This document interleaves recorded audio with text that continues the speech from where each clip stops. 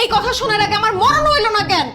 তোর মরণ হবে কি করে? তুই তো ওর সঙ্গে ইচ্ছে করেই কথা বলেছিস, আমার কাছে সব রেকর্ড আছে। এই তাড়াতাড়ি হুজুর ডেকে আমাকে তওবা পড়িয়ে দাও। আমার মনে হচ্ছে আমি লজ্জায় মরে যাব। আমার মেয়ে হয়ে তুই। বাবা বাবা বিশ্বাস করো, আমি ওর সাথে কোনো কথা বলি নাই। ওই ছেলে কথা বলতে পারে নাকি সেটাই তো আমি জানি না। মিথ্যা কথা বলার জায়গা পাস না না? আমার কাছে সব রেকর্ড আছে। সানির বাচ্চা একদম চুপ কর। বাবা ওরে এই ড্রোনটা কেন তুমি কিনে দিছো? এই ড্রোন উড়ায় উড়ায় ও কিন্তু একটা অঘটন ঘটাবে।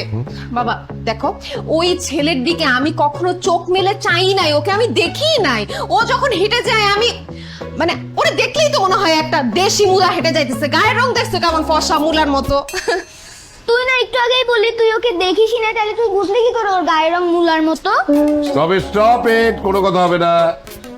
আমি খুব ভালো করেই জানি যে আমার মেয়ে রিমি কখনো মিথ্যা বলতে পারে না। থ্যাংক ইউ বাবা। আর ঠিক একইভাবে আমার ছেলে সামি কখনো মিথ্যা দেখাতে পারে না। অতএব আমার ছেলে মেয়ে দুটোই ভালো, একদম পারফেক্ট। কিন্তু তারপরে আমি বলে রাখছি যে ওই ছেলে যেন তোর 100 হাতের মধ্যে আর কখনো না দিই। বাবা আর ইউ কিডিং মি? 100 হাত কোনো দূরত্ব হইলো? 100 হাত এইখান থেকে এই পর্যন্ত। আমি তোমাকে কথা দিতেছি, আমার 1000 হাতের মধ্যে তুমি ওই ছেলেকে দেখবা না। জাস্ট কথা দিলাম।